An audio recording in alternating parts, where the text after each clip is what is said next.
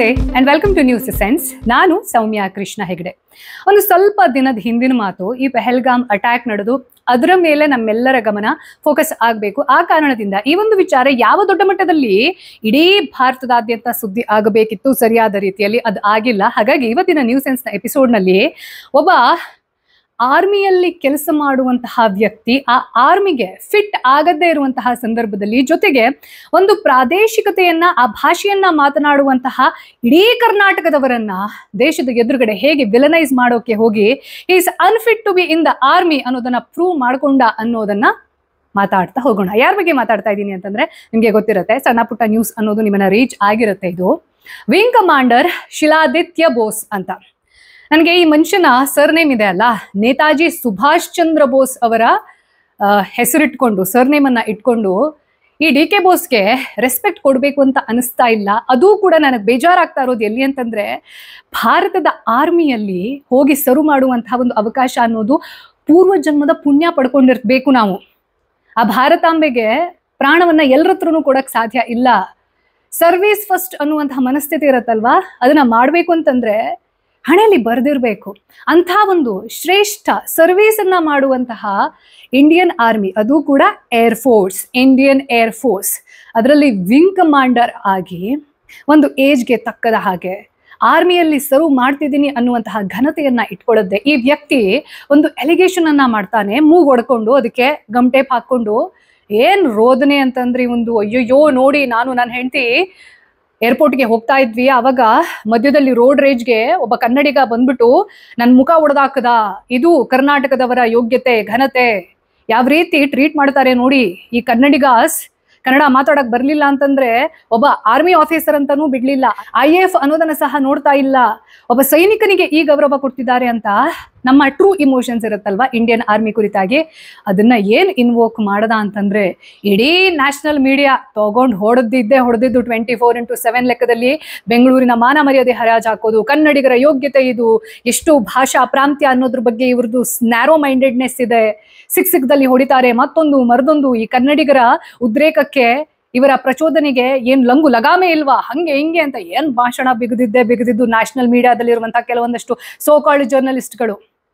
ಆದ್ರೆ ಮೇಲ್ಗಡೆ ಒಬ್ಬ ನೋಡ್ತಿರ್ತಾನೆ ಅಂತ ಹೇಳ್ತೀವಿ ನೋಡಿ, ಲಿಟ್ರಲಿ ಈ ಕೇಸಲ್ಲಿ ಮೇಲ್ಗಡೆ ನೋಡ್ತಾ ಇದ್ದಂತಹ CCTV ಕಂಪ್ಲೀಟ್ ಫ್ಲಿಪ್. ವಿಚಾರ ಏನು? ನಮ್ಮ ದೇಶದ ಸೈನಿಕನಾಗಿ IAF ನಂತಹ ಒಂದು ಉನ್ನತ ಹುದ್ದೆಯಲ್ಲಿ ಇದ್ದುಕೊಂಡು, ವಿಂಗ್ ಕಮಾಂಡರ್ ಹುದ್ದೆಯಲ್ಲಿ ಇದ್ದುಕೊಂಡು ಇಂಡಿಯನ್ ಏರ್ ಫೋರ್ಸ್ ನ ಅಧಿಕಾರಿಯಾಗಿ ಒಬ್ಬ ವ್ಯಕ್ತಿ ಸುಳ್ಳನ್ನ ಹೇಳ್ತಾನೆ, ಒಂದು ರಾಜ್ಯದ ಮಾನ ಮರ್ಯಾದೆಯನ್ನ ಹರಾಜ್ ಹಾಕುವಂತಹ ಪ್ರಯತ್ನವನ್ನ ಮಾಡ್ತಾನೆ. ಜೊತೆಗೆ ಕನ್ನಡಿಗರೆಲ್ಲರೂ ನ್ಯಾರೋ ಮೈಂಡೆಡ್, ಕನ್ನಡ ಮಾತಾಡ್ಲಿಲ್ಲ ಅನ್ನೋ ಕಾರಣಕ್ಕೋಸ್ಕರ ನಂಗೆ ಹೊಡೆದ್ರು. ವಿಕಾಸ್ ಕುಮಾರ್ ಅನ್ನೋ ವ್ಯಕ್ತಿ, ಸಾಮಾನ್ಯ ವ್ಯಕ್ತಿ, ರೋಡ್ ರೇಜ್ಗೆ ನನ್ನನ್ನ ಯಾರನ್ನ, ದೇಶ ಕಾಯ್ತಾ ಇರುವಂತಹ ಸೈನಿಕನನ್ನ, ನನ್ನ ಹೆಂಡ್ತಿನ ಹೊಡೆಯಕ್ ಹೊಡೆದ ನೋಡಿ ಅಂತ ನಾಟಕ ಮಾಡಿದ್ದು ಬಯಲಾಗತ್ತೆ ಆವತ್ತಿನ ಸಂಜೆ ಒಳಗಡೆ, ಬಿಕಾಸ್ ಆಫ್ CCTV ಫುಟೇಜ್. ಏನ್ ನಡೀತು, ಯಾಕೆ ನಡೀತು ಅನ್ನುವಂಥದ್ದು ಇನ್ನೂ ಕೂಡ ತುಂಬಾ ಕ್ಲಾರಿಟಿ ಇಲ್ಲ. ಆದ್ರೆ ಇದು ರೋಡ್ ರೇಜ್ ನ ಕೇಸ್. ಹೇಳುವ ಪ್ರಕಾರ, ಮಾಹಿತಿಯ ಪ್ರಕಾರ, ವಿಕಾಸ್ ಕುಮಾರ್ ಅನ್ನುವಂಥ ಒಬ್ಬ ಹುಡುಗ ಕಾಲ್ ಸೆಂಟರ್ ನಲ್ಲಿ ಉದ್ಯೋಗಿ ಆಗಿರೋನು ಬೈಕ್ ಅನ್ನ ಇವರ ಕಾರಿಗೆ ತಾಗಿಸ್ತಾ ಅಂತ ಹೇಳ್ಬಿಟ್ಟು ಈ ವ್ಯಕ್ತಿ ಗೂಂಡಾಗಿರಿ ಮಾಡಿದಾನೆ. ಒಬ್ಬ ಸೈನಿಕ ಆ ರೀತಿ ಮಾಡಕ್ ಸಾಧ್ಯ ಇಲ್ಲ. ಸೈನಿಕ ಅಂತಂದ್ರೆ ಅವನನ್ನ ರಕ್ಷಕ ಅಂತ ಕರಿತೀವಿ ನಾವು. ಬಾರ್ಡರ್ ಅಲ್ಲಿ ಎಷ್ಟು ಕಷ್ಟಪಟ್ಟು ಅವರು, ನಾವು ಇಲ್ಲಿ ಆರಾಮಾಗಿರ್ಬೇಕು ಅನ್ನೋ ಕಾರಣಕ್ಕೋಸ್ಕರ ಅವರು ಪ್ರಾಣ ಕೊಡ್ತಾರೆ. ಅಂಥ ಒಂದು ಹುದ್ದೆಯಲ್ಲಿ ಇದ್ದುಕೊಂಡು ಇವನು ರೋಡ್ ಮೇಲೆ ಗೂಂಡಾ ರೀತಿಯಲ್ಲಿ ಆ ವಿಕಾಸ್ ಕುಮಾರ್ನ ಮುಗ್ಗ ಹೊಡಿತಾನೆ. ಯಾವ ರೀತಿ ಹೊಡಿತಾನೆ ಅಂತಂದ್ರೆ, ಪಾಪ ಅವ್ನು ತಪ್ಸ್ಕೊಳಕ್ ನೋಡ್ತಿದ್ದಾನೆ. ಪ್ರತಿಯೊಬ್ಬ ಮನುಷ್ಯಂಗೂ ಡಿಫೆನ್ಸ್ ಅನ್ನೋದು ಗೊತ್ತಿರಬೇಕು. ಅದೇ ಕಾರಣಕ್ಕೋಸ್ಕರ ಅವ್ನು ಏನೋ ಕೈ ಅಡ್ಡಾಡಿಯಕ್ಕೆ ಹೋಗಿ ಆ ಕೀ ಏನಿರುತ್ತೆ, ಗಾಡಿ ಕೀ ಇರುತ್ತೆ, ಅದು ಇವನ ಮೂಗಿಗೆ, ಇವನ ಆರ್ಭಟದಲ್ಲಿ ಇವನೇ ತಾಗಿಸ್ಕೊಂಡು ಅದನ್ನ ನಾನು ಮೂಗು ಹೊಡೆದ, ಸೈನಿಕನ ಮೇಲೆ ಹಲ್ಲೆ ಮಾಡ್ದ, ಮತ್ತೊಂದ್ ಮಾಡ್ದ. ಕನ್ನಡಿಗರೆಲ್ಲ ಹಿಂಗೆ, ಬೆಂಗಳೂರಲ್ಲಿ ಈ ರೀತಿ ಆಗಿರುವಂತ ಪರಿಸ್ಥಿತಿ ಇದೆ ನೋಡಿ, ನಮ್ ದೇಶ ಕಾಯೋ ಸೈನಿಕ ಅಂತ ನಾಟಕ ಮಾಡ್ದ, ಸುಳ್ಳು ಹೇಳ್ದ, ಒಂದು ಪ್ರೊಪಗ್ಯಾಂಡ ಮಾಡ್ದ. ಇದನ್ನ ನ್ಯಾಷನಲ್ ಮೀಡಿಯಾದವರೆಲ್ಲ ಏನ್ ಹಾಕಿದ್ದು. ಆದ್ರೆ ವಿಷಯ ಏನು, ಹೊಡ್ತಾ ತಿಂದಿದ್ದು ಪಾಪ ಈ ವಿಕಾಸ್ ಕುಮಾರ್. ಇಂಥದ್ದು ಬಹಳಷ್ಟು ದಿನಗಳಿಂದ, ತಿಂಗಳುಗಳಿಂದ ನಡೀತಾ ಇದೆ. ಆಯ್ತಾ ಅಂದ್ರೆ, ನಾರ್ತ್ ಹೋದ ತಕ್ಷಣ ನನಗೆ ಅಲ್ಲೆಲ್ಲ ಓಡಾಡಿ ಪರಿಚಯ ಇರುವಾಗ ನಾನು ನೋಡಿಯೇ ಇದೆಲ್ಲವನ್ನ ಹೇಳ್ತಾ ಇರೋದು.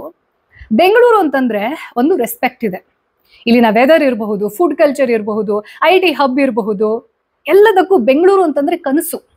ಅಂತ ಒಂದು ಬೆಂಗಳೂರಿಗೆ ಇವರು ಬೆಗ್ಗರ್ ತರ ಬಂದ್ಬಿಟ್ಟು ಇಲ್ಲಿ ಯಾರು ಮೂಲ ನಿವಾಸಿಗಳು ಅಂತ ಇರ್ತಾರೆ ಕರ್ನಾಟಕದವರು, ಅವರ ಮೇಲೆ ದಬ್ಬಾಳಿಕೆ ಮಾಡುವಂತದ್ದಿದೆ ಅಲ್ಲ. ನೀವು ನಮ್ಮಲ್ಲಿ ಒಂದಾಗಿ ಇರೋದನ್ನ ಕನ್ನಡಿಗರು ಯಾವತ್ತೂ ಕೂಡ ಸ್ವಾಗತ ಮಾಡ್ತಾರೆ.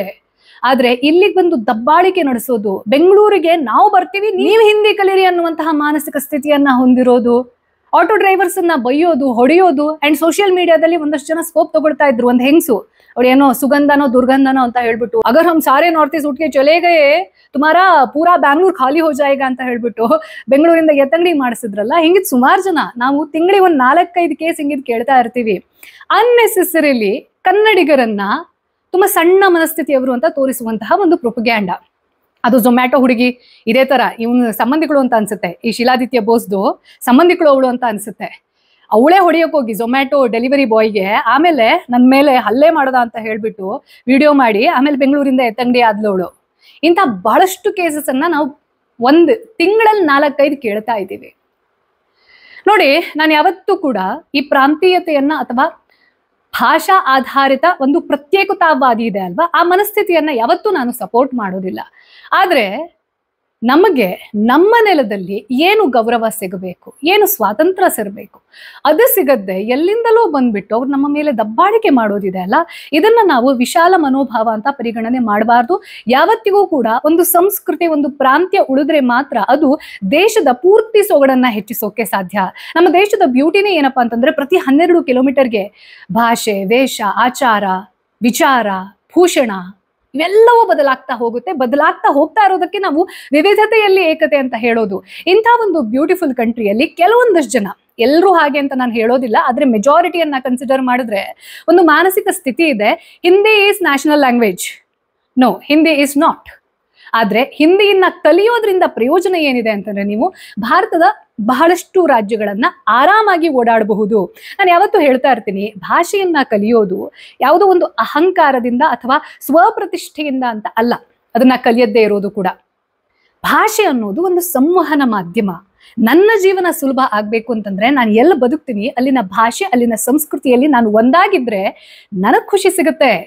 ಇದು ನಾನು ಸ್ವಾರ್ಥವನ್ನ ಕುರಿತು ಮಾತಾಡ್ತಾ ಇರೋದು. ನನ್ನ ಜೀವನ ಚೆನ್ನಾಗಿರ್ಬೇಕಂದ್ರೆ ನಾನು ಏನ್ ಮಾಡ್ಬೇಕು? ನಾನು ರಾಜಸ್ಥಾನಕ್ಕೆ ಹೋದೆ, 1-2 ವರ್ಷ ಅಲ್ಲೇ ಇರೋದು ಅಂತ ಕನ್ಫರ್ಮ್ ಇದೆ ಅಂತಂದ್ರೆ, ಮಾರ್ವಾಡಿಯನ್ನ ಕಲಿಯುವಂತ ಪ್ರಯತ್ನ ಮಾಡಿದೆ ಅಂತಂದ್ರೆ ಅಲ್ಲಿರುವಂತಹ ಜನರಿಗೆ ಓ ಇವಳು ನಮ್ಮಲ್ಲಿ ಒಬ್ಳು ಅನ್ನುವಂಥ ಒಂದು ಮನಸ್ಥಿತಿ ಬರುತ್ತೆ, ಇನ್ಕ್ಲೂಸಿವ್ನೆಸ್ ಬರುತ್ತೆ. ಇಲ್ಲ, ನಾನು ಮಹಾರಾಷ್ಟ್ರದಲ್ಲಿ ಸೆಟಲ್ ಆದೆ ನೆಕ್ಸ್ಟ್ 10 ವರ್ಷ ಅಂತಂದ್ರೆ ಮರಾಠಿಯನ್ನ ಕಲಿಯೋದ್ರಿಂದ ನನಗೆ ಅಲ್ಲಿನ ಲೋಕಲೈಟ್ಸ್ ಯಾರಿರುತ್ತೆ, ಯಾರಿಗೆ ಪೂರ್ತಿ ಹಿಂದಿ ಬರೋದಿಲ್ಲ ಅಥವಾ ಪೂರ್ತಿ ಇಂಗ್ಲಿಷ್ ಬರೋದಿಲ್ಲ, ಅಂಥವ್ರನ್ನ ಲೋಕಲಲ್ಲಿ ನಾವು ಸಂವಹನ ಮಾಡೋದ್ರಿಂದ ಒಂದು ಆತ್ಮೀಯತೆ ಇರುತ್ತೆ.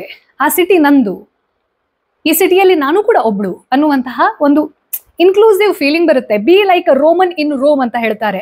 ನೀವು ಯಾವ ಪ್ರದೇಶಕ್ಕೆ ಹೋಗ್ತೀರಾ ಅಲ್ಲಿನ ಆಚಾರ, ವಿಚಾರ, ಅಲ್ಲಿನ ಆಹಾರ ಪದ್ಧತಿ, ವೇಷಭೂಷಣ ಹಾಗೆ ಅಡಾಪ್ಟ್ ಮಾಡ್ಕೊಳ್ಳೋದ್ರಿಂದ ನಿಮ್ಮ ಬದುಕು ಈಸಿ ಆಗುತ್ತೆ. ಇದನ್ನ ಬಿಟ್ಬಿಟ್ಟು ನಾವು ಹಿಂದಿ ಒಂದು ಕಲ್ತ್ಕೊಂಡ್ಬಿಟ್ಟಿದೀವಿ, ಬೆಂಗಳೂರಿಗೆ ಬಂದ್ಬಿಟ್ಟಿದೀವಿ, ಇಲ್ಲಿ ಬೆಂಗಳೂರನ್ನ ಚೇಂಜ್ ಮಾಡ್ಬಿಡ್ತೀವಿ, ಬೆಂಗಳೂರಲ್ಲಿರೋರೆಲ್ಲ most of the people know Hindi and English ಅನ್ನೋ ಕಾರಣಕ್ಕೋಸ್ಕರ ಅದನ್ನ ಗ್ರಾಂಟೆಡ್ ಆಗಿ ತಗೊಂಡು ಇಲ್ಲೇ ಹುಟ್ಟಿ, ಇಲ್ಲೇ ಬೆಳೆದು, ಇಲ್ಲೇ ಸಾಯ್ತಾ ಇದ್ರು ಕೂಡ ಕನ್ನಡಿಗರ ಮೇಲೆ ದೋಷಾರೋಪ ಮಾಡ್ಕೊಂಡಿರ್ತಾರಲ್ಲ, ಇವರ ವಿರುದ್ಧವಾಗಿ ಕನ್ನಡಿಗರು ತುಂಬಾ ಒಗ್ಗಟ್ಟಿನಿಂದ ಮಾತಾಡಲೇಬೇಕಾದಂತಹ ಪರಿಸ್ಥಿತಿ ಮತ್ತೆ ಅನಿವಾರ್ಯತೆ ಉಂಟಾಗಿರೋದಿದು. ನಾನು ಬಹಳಷ್ಟು ಸರ್ತಿ ಆಯ್ತಾ, ಈ ಕೆಲವೊಂದಷ್ಟು ಜನ ಯಾರು ಪೊಲಿಟಿಕಲಿ ಇನ್ಫ್ಲೂಯೆನ್ಸ್ಡ್ ಇರುವಂತಹ ಕನ್ನಡ ಪರ ಹೋರಾಟ ಅಂತ ಹೇಳ್ತೀನಿ, ಬಹಳಷ್ಟು ಜನ ನನ್ನನ್ನ ತಪ್ಪು ತಿಳ್ಕೊಂಡಿದ್ದಾರೆ. ಯಾರಿವಳು ಹಿಂಗಿದ್ದೆಲ್ಲ ಮಾತಾಡಕ್ಕೆ? ನೋಡಿ, ಒಂದು ಅಂಗಡಿ ಮುಂಗಟ್ಟನ್ನ ಜಸ್ಟ್ ಬಿಕಾಸ್ ಅಲ್ಲಿ ಕನ್ನಡದ ನಾಮಫಲಕವನ್ನ ಹಾಕಿಲ್ಲ ಅನ್ನೋ ಕಾರಣಕ್ಕೋಸ್ಕರ ಡೆಸ್ಟ್ರಾಯ್ ಮಾಡೋದು ಅಥವಾ ಹೊಡೆದಾಕೋದು, ಬೆಂಕಿ ಇಡೋದು ಇದೆಲ್ಲ ಸರಿಯಲ್ಲ. ಇದನ್ನ ನಾವು ನಾಗರಿಕತೆ ಅಂತ ಕರೆಯೋದಿಲ್ಲ. ಆದ್ರೆ ಕನ್ನಡದ ಸಲುವಾಗಿ ನಾನು ಏನ್ ಮಾಡ್ಬೇಕು, ಮೊದಲು ನಾನು ಕನ್ನಡವನ್ನ ಶುದ್ಧವಾಗಿ ಮಾತಾಡ್ಬೇಕು, ನನ್ನ ಸುತ್ತಮುತ್ತಲು ಇರೋರ್ಗೆ ಕನ್ನಡದಲ್ಲಿ ಹೇಳ್ಕೊಡುವಂತ ಪ್ರಯತ್ನವನ್ನ ನಾನು ಸಹ ಮಾಡಬೇಕು, ಅವರಿಗೂ ಕೂಡ ಅದೇ ಇಂಟ್ರೆಸ್ಟ್ ಇರಬೇಕು. ಹಾಗೆ ಭಾಷೆಯನ್ನ ನಾವು ಬೆಳೆಸಬೇಕು ಅನ್ನೋದಕ್ಕಿಂತ ಮೊದಲು ಉಳಿಸ್ಕೊಳ್ಬೇಕು. ನನ್ನ ಮಾತೃಭಾಷೆ ಕನ್ನಡ. ನಾನು ಹೊರಗಡೆ ಬೇರೆಯವ್ರ ಹತ್ರ ಏನೇ ಮಾತಾಡಿದ್ರು ಮನೆಯಲ್ಲಿ ಮಾತಾಡುವಂಥದ್ದು ಹವ್ಯಕ ಕನ್ನಡ, ಹವಿಗನ್ನಡ, ಕನ್ನಡದ ಒಂದು ಡೈಲೆಕ್ಟ್.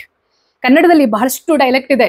ನೀವು ಬಿಜಾಪುರ ಕಡೆ ಹೋದ್ರೆ, ಬೆಳಗಾವಿ ಕಡೆ ಹೋದ್ರೆ ಒಂದು ಡೈಲೆಕ್ಟ್, ಉತ್ತರ ಕರ್ನಾಟಕ ಕಡೆ ಒಂದು ಡೈಲೆಕ್ಟ್, ಮಂಗಳೂರು ಕಡೆ ಒಂದು ಡೈಲೆಕ್ಟ್, ಅದೇ ಶಿರಸಿ ಕಡೆ ಬಂದ್ರಿ ಅಂತಂದ್ರೆ ಇನ್ನೊಂದು ಸ್ಲ್ಯಾಂಗ್, ಈ ಬೆಂಗಳೂರು ಕಡೆ, ಮೈಸೂರು ಕಡೆ ಒಂದು ಸ್ಲ್ಯಾಂಗ್ ಇರುತ್ತೆ. This is the beauty of every language. ಹಿಂದಿಯಲ್ಲೂ ಕೂಡ ಬೇರೆ ಬೇರೆ ಡೈಲೆಕ್ಟ್ ಇರುತ್ತೆ. UP ಕಡೆ ಒಂದು ಡೈಲೆಕ್ಟ್, ಅದೇ ನೀವು ಸ್ವಲ್ಪ ಕಾಶ್ಮೀರದ ಕಡೆ ಹೋದ್ರಿ ಅಂತಂದ್ರೆ ಅದು ಬೇರೆ ರೀತಿ ಉರ್ದು ಮಿಕ್ಸ್ ಆಗುತ್ತೆ ಅದರಲ್ಲಿ. ಡೆಲ್ಲಿ ಕಡೆ ಹೋದ್ರಿ ಅಂತಂದ್ರೆ ಅಲ್ಲಿನ ಸ್ಲ್ಯಾಂಗ್ ಸ್ವಲ್ಪ ಡಿಫ್ರೆಂಟ್ ಆಗುತ್ತೆ. ಅದೇ ನಾರ್ತ್ ಈಸ್ಟ್ ಹೋದ್ರಿ ಅಂತಂದ್ರೆ ಅಲ್ಲಿನ ಆಕ್ಸೆಂಟೇ ಡಿಫ್ರೆಂಟ್ ಇರುತ್ತೆ. ಮಹಾರಾಷ್ಟ್ರದ ಕಡೆ ಆಕ್ಸೆಂಟ್ ಕೂಡ ಡಿಫ್ರೆಂಟ್ ಇರುತ್ತೆ. This is the beauty of every language. ನಾವು ಲ್ಯಾಂಗ್ವೇಜ್ ನ ಮೇಲೆ ಪ್ರೀತಿಯನ್ನ ಬೆಳೆಸ್ಕೊಳ್ಬೇಕು. ಬೇರೆ ಲ್ಯಾಂಗ್ವೇಜ್ ಅನ್ನ ಕಲಿಯೋದ್ರಿಂದ ನನ್ನ ಜೀವನ ಸುಲಭ, ನನ್ನ ಜ್ಞಾನ ಇಮ್ಮಡಿ ಆಗುತ್ತೆ. ದೇಶ ಸುತ್ತದಂಗೆಲ್ಲ ನಮ್ಮ ಮನಸ್ಥಿತಿ ದೊಡ್ಡದಾಗ್ಬೇಕೇ ವಿನಃ ಒಂದು ಪ್ರದೇಶಕ್ಕೆ ಹೋಗಿ ನಾವು ಅಲ್ಲಿ ಬದುಕಿರುವಾಗ ಅಲ್ಲಿನ ಜನರಿಗೆ ಅಲ್ಲಿನ ಸಂಸ್ಕೃತಿಗೆ ನಾವು ಒಂದಾಗಿ ಬದುಕಬೇಕೇ ವಿನಃ ಇಂಥ ಎಂಟೈಟಲ್ಡ್ ಇರುವಂತಹ ಕೆಲವೊಂದಷ್ಟು ಜನ ಇರ್ತಾರಲ್ವಾ, ಆರ್ಮಿ ಅನ್ನೋ ಕಾರಣಕ್ಕೋಸ್ಕರ ನಾನು ಏನ್ ಮಾಡಿದ್ರು ನಡೆಯುತ್ತೆ, ನಾನು ಏನ್ ಸಿಂಪತಿ ಬೇಕಾದ್ರೂ ಗಿಟ್ಸ್ಕೊಳ್ತೀನಿ. ಈ ವ್ಯಕ್ತಿಯನ್ನ ನಿಜವಾಗ್ಲೂ ಇಂಡಿಯನ್ ಏರ್ಫೋರ್ಸ್ ಇಂದ ಪರ್ಮನೆಂಟ್ಲಿ ಇವನನ್ನ ಒದ್ದು ಹೊರಗಡೆ ಹಾಕ್ಬೇಕು. ಯಾಕೆಂತಂದ್ರೆ ಈ ಶಿಲಾದಿತ್ಯ ಬೋಸ್ನಂತಹ ಇನ್ನೊಂದಷ್ಟು ಜನ ಏನಾದ್ರೂ ಬೆಳೆದ್ರು ಅಂತಂದ್ರೆ ಆರ್ಮಿಯಲ್ಲಿ, ಇಮ್ಯಾಜಿನ್ ಮಾಡಿ, ಇವನು ತನ್ನ ಒಂದು ಪರ್ಸನಲ್ ಗ್ರಜ್ಗೋಸ್ಕರ, ತನ್ನ ಕೋಪದ ಮೇಲೆ ಹಿಡಿತಾ ಇಲ್ಲ ಅನ್ನೋ ಕಾರಣಕ್ಕೋಸ್ಕರ ಒಂದು ರಾಜ್ಯವನ್ನ, ಪೂರ್ತಿ ರಾಜ್ಯವನ್ನ, ವಿಕಾಸ್ ಕುಮಾರನನ್ನ ಮಾತ್ರ ವಿಲನೈಸ್ ಮಾಡ್ತಾ ಇರೋದಲ್ಲ, ಅವನು ಇಡೀ ರಾಜ್ಯವನ್ನ ವಿಲನೈಸ್ ಮಾಡ್ತಾ ಇದ್ದಾನೆ. ಈ ವ್ಯಕ್ತಿತ್ವ ಆರ್ಮಿಯಲ್ಲಿ ಇರೋಕೆ ಯೋಗ್ಯವೇ? ಸತ್ಯ, ಧರ್ಮ, ನಿಷ್ಠೆ, ಇದಕ್ಕೆ ಹೆಸರಾಗಿರುವಂತಹ ಇಂಡಿಯನ್ ಆರ್ಮಿ. ಇಡೀ ಪ್ರಪಂಚದಲ್ಲಿ ಇಂಡಿಯನ್ ಆರ್ಮಿಗೆ ಎಂಥ ಗೌರವ ಇದೆ ಅಂತಂದ್ರೆ, ವೆರಿ ಅನ್ಫಾರ್ಚುನೇಟ್, ಆರ್ಮಿಯ ಆ ಯೂನಿಫಾರ್ಮ್ ಅನ್ನ ಬಳಸ್ಕೊಂಡು ಕೆಲವೊಂದಷ್ಟು ಜನ ಇತ್ತೀಚಿನ ದಿನದಲ್ಲಿ ತುಂಬಾ ಇದು ನಾನು ಕೇಳಿಸ್ಕೊಳ್ತಾ ಇದ್ದೀನಿ. ಅಂಡ್ ನನಗೆ ಪರ್ಸನಲಿ ತುಂಬಾ ಬೇಜಾರಾಗ್ತಾ ಇದೆ. ಇದು ಯೂನಿಫಾರ್ಮ್ ನ ಹೆಸರನ್ನ ಹೇಳ್ಕೊಂಡು ಅಡ್ವಾಂಟೇಜ್ ತಗೊಳ್ಳೋದು, ಸೋಷಿಯಲ್ ಮೀಡಿಯಾದಲ್ಲಿ ಅಕೌಂಟ್ ಅನ್ನ ಕ್ರಿಯೇಟ್ ಮಾಡ್ಕೊಳ್ಳೋದು. ನನಗೆ ಪರಿಚಯ ಇರುವಂತಹ 2 ಜನ, ಒಬ್ಬ ಆರ್ಮಿಯಲ್ಲಿ ಇದ್ದೀನಿ ಅಂತ ಹೇಳ್ಕೊಳ್ತಾ ಇರುವಂತಹ ವ್ಯಕ್ತಿ ಹೆಣ್ಮಕ್ಳ ಜೊತೆ ಚಾಟ್ ಮಾಡ್ತಾ ಅವರ ಫೋಟೋಸ್ ಅನ್ನ ಕೇಳಿರುವಂತದ್ದನ್ನ ನನಗೆ ಫಾರ್ವರ್ಡ್ ಮಾಡಿರೋದಿದೆ. ಸೋಷಿಯಲ್ ಮೀಡಿಯಾ ಅನ್ನುವಂಥದ್ದು ಯಾರು ಇಂಥ ಒಂದು ಸೆನ್ಸಿಟಿವ್ ಪೊಸಿಷನ್ ಇರುತ್ತಲ್ವಾ, ಈ ಆರ್ಮಿಯ ಸೀಕ್ರೆಟ್ ಅನ್ನೋದನ್ನ ಯಾವತ್ತೂ ಕೂಡ ನಮ್ಮ ವಿರೋಧಿ ರಾಷ್ಟ್ರಗಳು ಹುಡುಕ್ತಾ ಇರ್ತವೆ.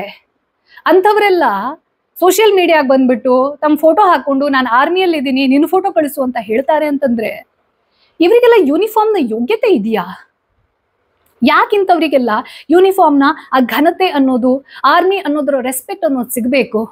ಇಂಥವ್ರಿದ್ರೆ ಇದೆ ಅಲ್ಲ, ಒಬ್ಬ ವ್ಯಕ್ತಿ, ಒಂದು ಹುಳ ಆ ಇಡೀ ಇಂಡಿಯನ್ ಆರ್ಮಿ ಅಥವಾ ಇಂಡಿಯನ್ ಏರ್ಫೋರ್ಸ್ ಅನ್ನ, ಸಾಮಾನ್ಯ ಜನ ಯಾರಿರ್ತಾರೆ ಮುಂದೆ ಬಾಯಿ ಬಂದಂಗೆ ಮಾತಾಡ್ಬಿಡ್ತಾರೆ. ಹಿಂದೆ ಮುಂದೆ ನೋಡೋದಿಲ್ಲ, ಒಬ್ಬ ವ್ಯಕ್ತಿಯನ್ನ ಟಾರ್ಗೆಟ್ ಮಾಡಿ ಮಾತಾಡೋದಿಲ್ಲ. ಓ, ಅವನು ಆರ್ಮಿಯಲ್ಲಿ ಇದ್ದಂತೆ, ಅವನು ಏರ್ಫೋರ್ಸ್ ನಲ್ಲಿ ಇದ್ದಂತೆ, ಅವನ ವ್ಯಕ್ತಿತ್ವ ಹೀಗಂತೆ, ಹೀಗೆ ಹೇಳೋದಿಲ್ಲ. ಅಲ್ಲಿರೋರೆಲ್ಲ ಹಂಗೆ ಬಿಡ್ರಿ. ನಮ್ಮ ಜನರ ಒಂದು ಕೆಟ್ಟ ಚಾಳಿ ಅಂತಂದ್ರೆ, ಒಂದಷ್ಟು ಜನ ಕೆಟ್ಟವರಿದ್ರು ಅಂತಂದ್ರೆ ಆ ಸಿಸ್ಟಮೇ ಕೆಟ್ಟದು ಅಂತ ಹೇಳ್ಬಿಡ್ತೀವಿ ನಾವು. ಹಾಗಾಗಿ ಇಂಥ ವ್ಯಕ್ತಿ, ಇಂಥ ಹುಳ, ಸುಳ್ಳು ಬುರುಕ ಯಾರು ಪ್ರೊಪಗ್ಯಾಂಡಾ ಮಾಡ್ತಾರೆ, ಒಂದು ರಾಜ್ಯವನ್ನ ಹಳೆಯುವಂತಹ ವ್ಯವಸ್ಥಿತ ಷಡ್ಯಂತ್ರವನ್ನ ಮಾಡ್ತಾನೆ, ಇವನು ದೇಶದ ಪರವಾಗಿ ಕೆಲಸ ಮಾಡ್ತಾನೆ ಅಂತ ಏನ್ ಗ್ಯಾರಂಟಿ? ಇವನನ್ನ ನಿಜವಾಗ್ಲೂ ಹೇಳ್ತೀನಿ, ಇಡೀ ಇಂಡಿಯಾದಲ್ಲಿ ಒಂದು ಹ್ಯಾಶ್ಟ್ಯಾಗ್ ಟ್ರೆಂಡ್ ಆಗ್ಬೇಕು, ಇವನನ್ನ ಒದ್ದು ಹೊರಗಡೆ ಹಾಕಿ IAF ನಿಂದ. He is unfit to be in the army. ಹಾಗೆ ನಮ್ಮ ಆರ್ಮಿಯಲ್ಲಿ ಏನು ಕೆಲವೊಂದಷ್ಟು ಜನ ಈ ಯಂಗ್ ಬ್ಲಡ್ಸ್ ಅಂತ ಹೋಗ್ತಿರ್ತಾರೆ, ಸೋಷಿಯಲ್ ಮೀಡಿಯಾದಲ್ಲಿ ಶೋ ಆಫ್ ಮಾಡ್ಕೊಳ್ಳೋದು, ಹೆಣ್ಮಕ್ಳ ಹತ್ರ ಫೋಟೋ ತೆಗೊಳ್ಳೋದು, ಹಾಗೆ ಆ ಡೇಟಿಂಗ್ ಕಲ್ಚರ್ ಅನ್ನೋದನ್ನ ತುಂಬಾ ಕೆಟ್ಟದಾಗಿ ಬೆಳೆಸ್ಕೊಳ್ತಾ ಇರೋದು, ಯೂನಿಫಾರ್ಮ್ಗೆ ಮಾಡ್ತಾ ಇರುವಂತಹ ಅವಮಾನ ಅದು. ಆರ್ಮಿ ಅಂತಂದ್ರೆ, ಆ ಯೂನಿಫಾರ್ಮ್ ಅಂತಂದ್ರೆ ಯೋಗ್ಯತೆ ಇರಬೇಕು. ಆ ಯೋಗ್ಯತೆ ಇಲ್ಲದೆ ಯಾರ್ಯಾರೆಲ್ಲ ಶೋ ಆಫ್ ಮಾಡಕ್ಕೆ, ಗಾಲಾ ಟೈಮ್ ಎಂಜಾಯ್ ಮಾಡಕ್ಕೆ ಆರ್ಮಿಯನ್ನ ಸೇರ್ತಾ ಇರ್ತಾರಲ್ಲ, ಅಂಥವರನ್ನ ಇಂಡಿಯನ್ ಆರ್ಮಿ ತುಂಬಾ ಸ್ಟ್ರಿಕ್ಟ್ ಆಗಿ ಮಾನಿಟರ್ ಮಾಡಬೇಕು. ಯಾಕೆಂತಂದ್ರೆ ಇಂಥವರು ದೇಶಕ್ಕೆ ಮಾರಕ ಆಗಬಹುದು, ಇವರ ಶೋಕಿಗಳು ದೇಶಕ್ಕೆ ಮಾರಕ ಆಗಬಹುದು. ಈ ಶಿಲಾದಿತ್ಯ ಬೋಸ್ನಂತಹ ಯಾವ್ಯಾವನೆಲ್ಲ ಹಿಂಗಿದ್ದವ್ರು ಇರ್ತಾರೆ, ಅಂಥವ್ರನ್ನ ಹುಡುಕಿ ಹುಡುಕಿ ಹುಡುಕಿ ಒದ್ದು ಹೊರಗಡೆ ಹಾಕಬೇಕು. So that the respect and dignity of the great Indian army is prevailed. ಹಾಗೆ ನಮ್ಮ ರಾಜ್ಯದಲ್ಲಿ ಯಾರು ಟೂರಿಸ್ಟ್ ಬರ್ತಾರೆ ಅವ್ರ ಹತ್ರ ನಾವು ನೀವು ಕನ್ನಡದಲ್ಲಿ ಮಾತಾಡ್ರೋ ಅಂತ ಹೇಳೋದು ಸರಿ ಅಲ್ಲ. ಹಾಗೆ ಯಾರು ಇಲ್ಲಿ ಬಂದು ಬದುಕನ್ನ ಕಟ್ಕೊಂಡಿರ್ತಾರೆ, ನಾನು ಹಿಂದಿ ಮಾತಾಡ್ತೀನಿ, ನೀನು ಹಿಂದಿ ಕಲಿ, ಬೆಂಗಳೂರಾದ್ರೂ ಇದು ಹಿಂದಿ ಕಲಿಬೇಕು ನೀನು, ಬಿಕಾಸ್ ಐ ಆಮ್ ಎಂಟೈಟಲ್ಡ್. ಯಾರಿಗೆ ನೀರಿಗೆ, ತಿನ್ನಕ್ಕೆ, ಅನ್ನಕ್ಕೆ ಗತಿ ಇರೋದಿಲ್ಲ. ನೀವು ನಾರ್ತ್ ಸೈಡ್ ನೋಡ್ತಾ ನೋಡ್ತಾ ನೋಡ್ತಾ ಇದ್ದ ಹಾಗೆ ನಿಮ್ಮ ಪ್ರದೇಶದ ಮೇಲೆ, ಎಸ್ಪೆಷಲಿ ಬೆಂಗಳೂರು ಮೇಲೆ, ನಾನು ಇದನ್ನ ನನ್ನ ಪರ್ಸನಲ್ ಎಕ್ಸ್ಪೀರಿಯನ್ಸ್ ಮೇಲೆ ಹೇಳ್ತೀನಿ. ನಾನು ಪೂರ್ತಿ almost all north Indian States ಅನ್ನ ನೋಡಿದ್ದೀನಿ. ಕೆಲವೊಂದಷ್ಟು ಬ್ಯೂಟಿಫುಲ್ ಪ್ಲೇಸಸ್ ಇದೆ, ಕೆಲವೊಂದಷ್ಟು ಜನ ಬ್ಯೂಟಿಫುಲ್ ಪೀಪಲ್ ಇದ್ದಾರೆ, ಒಳ್ಳೊಳ್ಳೆ ಅನುಭವಗಳಿದ್ದಾವೆ. ಹಾಗೆ ಕೆಲವೊಂದಷ್ಟು ಬ್ಯಾಡ್ ಎಕ್ಸ್ಪೀರಿಯನ್ಸ್ ಇದೆ, ಸ್ಕೇರಿ ಎಕ್ಸ್ಪೀರಿಯನ್ಸ್ ಇದೆ. ಸ್ಟಿಲ್ ಒಂದು 7-8 ದಿನ ಆದ್ಮೇಲೆ ಅಲ್ಲಿ ಹಿಂದಿಯಲ್ಲಿ ಮಾತಾಡಿ ನಂಗೆ ಹಿಂದಿ ಅನ್ನೋದು ತುಂಬಾ ಫ್ಲೂಯೆಂಟ್ ಆಗಿ ಬರುತ್ತೆ. ಬಟ್ ಒಂದು 7-8 ದಿನ ಆದ್ಮೇಲೆ ಕನ್ನಡದಲ್ಲಿ ಮಾತಾಡ್ಬೇಕು ಅನ್ನೋ ಅರ್ಜಿ ಇರುತ್ತಲ್ವಾ, ಎಷ್ಟು ಒಂಥರ ಹಿಂಗೆ ಹೋಮ್ ಸಿಕ್ನೆಸ್ ಫೀಲ್ ಆಗುತ್ತೆ ಅಂತಂದ್ರೆ, ಬೆಂಗಳೂರಿಗೆ ಬಂದಿಳಿದ ತಕ್ಷಣ ಆ ಫ್ಲೈಟ್ ಲ್ಯಾಂಡ್ ಆಗ್ತಾ ಇದ್ದಂಗೆ ಏನು ಖುಷಿ ಆಗುತ್ತೆ ನನಗೆ ಅಂತಂದ್ರೆ, ಅಬ್ಬಾ ಇನ್ ಕನ್ನಡದಲ್ಲಿ ಮಾತಾಡ್ಬಹುದು, ಅಬ್ಬಾ ಇನ್ ಆಟೋ ಡ್ರೈವರ್ಸ್ ಹತ್ರ ಆರಾಮಾಗಿ ಮಾತಾಡ್ಬಹುದು, ಏ ಬಯ್ಯ ಓ ಕರೋ ಹಿಂಗಿದ್ದೆಲ್ಲ ಏನು ಮಾತಾಡೋದಿರೋದಿಲ್ಲ, ಅಣ್ಣ ಅಲ್ಲೋಗಿ ಅಣ್ಣ ನಡೀರಿ ಅಣ್ಣ, ಈ ಫೀಲಿಂಗ್ ಇದೆ ಅಲ್ವಾ. ಹಿಂದಿಯನ್ನ ನಾನು ಏನೋ ಕಡೆಗಣಿಸ್ಬೇಕು ಅಂತ ಅಲ್ಲ, ಇಟ್ಸ್ ಅ ಬ್ಯೂಟಿಫುಲ್ ಲ್ಯಾಂಗ್ವೇಜ್. ಅದು ನನ್ನ ಈ ಟ್ರಿಪ್ನ ಅನುಭವ ಏನಿರುತ್ತೆ ಅದನ್ನ ತುಂಬಾ ಈಸಿಯಾಗಿ ತಗೊಂಡು ಹೋಗುತ್ತೆ, ಕಲಿಬೇಕು ಅದನ್ನ. ಬಟ್ ಆ ಈಸ್ನೆಸ್ ಅಂತ ಹೇಳ್ತಾರಲ್ವಾ, ಒಂದು ಮಾತೃಭಾಷೆಯನ್ನ ಮಾತಾಡೋದು, ಏನು ಆಲೋಚನೆ ಇಲ್ಲದೆ ಮಾತಾಡಬಹುದು, ಅದಿದೆ ಅಲ್ಲ, ಅದು ಕನ್ನಡ. ಅದನ್ನೇ ನಾವು ಮಾತೃಭಾಷೆ ಅಂತ ಕರಿತೀವಿ. ಆ ಮಾತೃಭಾಷೆಯನ್ನ ನಾವು ಉಳಿಸ್ಕೊಳ್ಬೇಕಾಗಿರೋದು ನಮ್ಮ ಕರ್ತವ್ಯ. ಯಾವಾಗ ಇಂಥ ಕೆಲವೊಂದಿಷ್ಟು ಪ್ರೊಪಗ್ಯಾಂಡ ನಡೆಯುತ್ತೆ, ಅಥವಾ ಕನ್ನಡಿಗರು ಅಂತಂದ್ರೆ ಏನೋ ಸಣ್ಣ ಮನಸ್ಥಿತಿಯವರು ಕನ್ನಡ ಮಾತಾಡಿ ಹೇಳ್ತಾರೆ ನೋ, ಅಟ್ಲೀಸ್ಟ್ ಕನ್ನಡ ಅನ್ನೋದನ್ನ ಕಲೀರಿ, ಕನ್ನಡ ಹೇಳೋದಲ್ಲ, ಕನ್ನಡ. ಅಂಡ್ ಕಸ್ತೂರಿ ಕನ್ನಡ ಅಂತ ಹೇಳ್ತೀವಿ. ಈ ಲ್ಯಾಂಗ್ವೇಜ್ ನ ಬ್ಯೂಟಿ ಒಂದ್ಸತಿ ಗೊತ್ತಾಯ್ತು ಅಂತಂದ್ರೆ, ಯಾರ್ಯಾರೆಲ್ಲ ಕನ್ನಡ ಗೊತ್ತಿಲ್ಲ ಅಂತ ಹೇಳ್ತಾರಲ್ಲ, ಜೀವನದಲ್ಲಿ ಏನ್ ಕಳ್ಕೊಳ್ತಿದ್ದಾರೆ ಅವರು ಅನ್ನೋದು ಅವರಿಗೆ ಅರ್ಥ ಆಗ್ತಿತ್ತೇನೋ. ಸೊ ಆಸ್ ಅ ಕನ್ನಡಿಗ ನಾವ್ ಏನ್ ಮಾಡಬಹುದು ಅಂತಂದ್ರೆ, ನಮ್ದು ಯಾವ್ಯಾವ್ದು ಬ್ಯೂಟಿಫುಲ್ ಸಿನಿಮಾಗಳಿರ್ತಾವಲ್ಲ, ಆ ಸಿನಿಮಾಗಳ ಬಗ್ಗೆ ಆದಷ್ಟು, ಅದು ಶಾರ್ಟ್ ಕಾಂಟೆಂಟ್ ಇರಲಿ, ಲಾಂಗ್ ಕಾಂಟೆಂಟ್ ಇರಲಿ, ಅಥವಾ ನಿಮ್ದೊಂದು ಸ್ನೇಹಿತರಿದ್ದಾರೆ, ಕೊಲೀಗ್ಸ್ ಇದ್ದಾರೆ ಅಂತಂದ್ರೆ ಸಿನಿಮಾಗಳ ಬಗ್ಗೆ ಮಾತಾಡಿ. ಯಾಕೆಂತಂದ್ರೆ ಒಂದು ಲ್ಯಾಂಗ್ವೇಜ್ ಅನ್ನ ಕಲಿಯಕ್ಕೆ ಸಿನಿಮಾಗಿಂತ ಜಾಸ್ತಿ ಇಫೆಕ್ಟಿವ್ ಅಂತ ಏನೂ ಇಲ್ಲ. ನಮ್ಮ ಸಿನಿಮಾಗಳ ಮೂಲಕ ಅವರಿಗೆ ಕನ್ನಡ ಅಂತಂದ್ರೆ ಏನು ಅಂತ ಕಲಿಸುವಂತಹ ಪ್ರಯತ್ನವನ್ನ ಮಾಡಿದ್ರೆ, ಅವಾಗ ಈ ದುರಹಂಕಾರ ಇರುತ್ತಲ್ಲ, ಕನ್ನಡ ಗೊತ್ತಿಲ್ಲ, ಹಿಂದಿ ಮೇ ಚಲೇಗಾ, ಹಿಂದಿ ಚಲ್ತಾ ಇಂಡಿಯಾ ಮೇ, ಇದೆಲ್ಲ ಆಟಿಟ್ಯೂಡ್ ಹೋಗುತ್ತೆ. ಸೊ ಎರಡೂ ಕಡೆಯಿಂದ ಒಂದು ಹಸ್ತಲಾಘನ ಆಗಬೇಕು. ಕರೆಕ್ಟಾ? ನಾವು ಕಸ್ತೂರಿ ಕನ್ನಡ ಅಂತ ಹೇಳೋದೆ ಈ ಕಾರಣಕ್ಕೋಸ್ಕರ. ಕಸ್ತೂರಿ ಕನ್ನಡ ಅಂತಂದ್ರೇನೆ ಸಹಿಷ್ಣು ಅಂತ. ಸಿರಿಗನ್ನಡಂ ಗೆಲ್ಗೆ, ಸಿರಿಗನ್ನಡಂ ಬಾಳ್ಗೆ ಅನ್ನೋದು ನಮ್ಮ ಉಸಿರಾಗಬೇಕು. ಹಾಗೆ ಸುಮ್ಮನೆ ರಾಜಕೀಯ ಪ್ರೇರಿತ ಆಗಿರುವಂತಹ ಹೊಡೆದಾಟ, ಬಡದಾಟ, ಓಲಾಟ, ಹೋರಾಟ ಎಲ್ಲ ಮಾಡುವಂತ ಅವಶ್ಯಕತೆ ಇಲ್ಲ.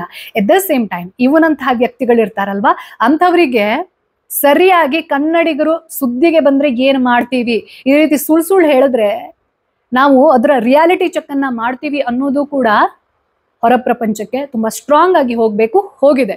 ಹಾಗೆ ಈ ಬೆಳವಣಿಗೆ ಅನ್ನುವಂಥದ್ದು ಏನಿರುತ್ತಲ್ವಾ, ಈ ಬೆಳವಣಿಗೆ ಅನ್ಹೆಲ್ದಿ ರಿಲೇಶನ್ಶಿಪ್ ಆಗಿ ಎಂಡ್ ಆಗಬಾರ್ದು. ಏನು ಮನಸ್ತಾಪ ಆಗಿದೆ ಅದನ್ನ ಸರಿಪಡಿಸ್ಕೊಂಡು ಆಸ್ ಅ ಕಂಟ್ರಿಯಾಗಿ ನಾವು ಯಾವತ್ತೂ ಕೂಡ ಯುನೈಟೆಡ್ ಆಗಿ ಇರಬೇಕು. ಜೊತೆಗೆ ನಾನು ಕನ್ನಡಿಗ, ನನ್ನ ಬೇರು ಕರ್ನಾಟಕದಲ್ಲಿ ಇದೆ, ನಾನು ಕರ್ನಾಟಕದ ಭಾರತೀಯ ಅನ್ನುವಂತಹ ರಾಷ್ಟ್ರೀಯತೆ ಗಟ್ಟಿಯಾಗ್ತಾ ಹೋಗ್ಬೇಕು. ರೈಟ್. Take care. ಓಂ ನಮಃ ಶಿವಾಯ್. ಜೈ ಹಿಂದ್, ಜೈ ಕನ್ನಡಾಂಬೆ.